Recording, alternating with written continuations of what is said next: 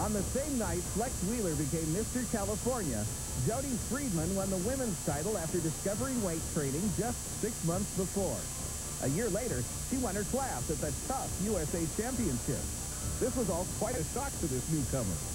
If I'd started training when I was 20, I'm sure that by this time I would have been a pro, and I don't really regret not having started earlier, because I have no bad memories of my life before bodybuilding. So I think that also muscularity-wise, I was able to excel a lot more quickly because, you know, with women, muscle doesn't really mature until you're past 25 anyway.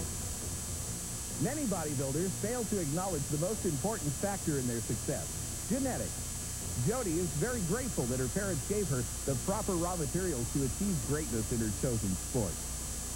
I definitely think that my genetics were made for bodybuilding. There's no question that even before I ever started training with weights, I was muscular and I had the right structure. And in less than a year of training, I won the Cal, in 1990. And in 6 months of training, I won my very first bodybuilding show. So I believe that genetics is a huge part of my success.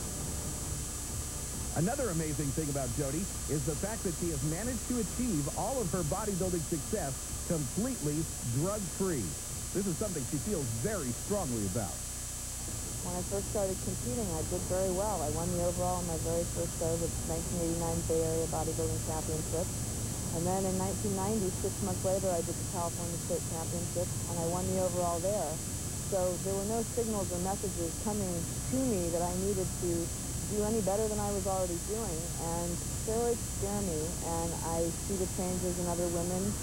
And, it's something that I'm completely uninterested in doing or abusing. How much muscle is too much? Where do you draw the line between femininity, masculinity, and the freedom to build your body? These are all subjects that Jodi has given a great deal of thought to. I think that bodybuilding is a cult-type sport, and the public is actually, the public and the judges have been the ones promoting a certain look. And,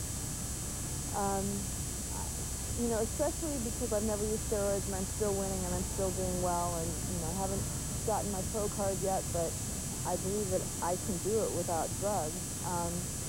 For me, bodybuilding is alive and thriving. Jodi Friedman has been painfully close to several pro qualifications in the past 2 years. Whether she gets her pro card or not is uncertain, but Jodi is definitely a superb ambassador for the fledgling sport of women's bodybuilding. For Muscle Magazine, I'm Andy Stevens.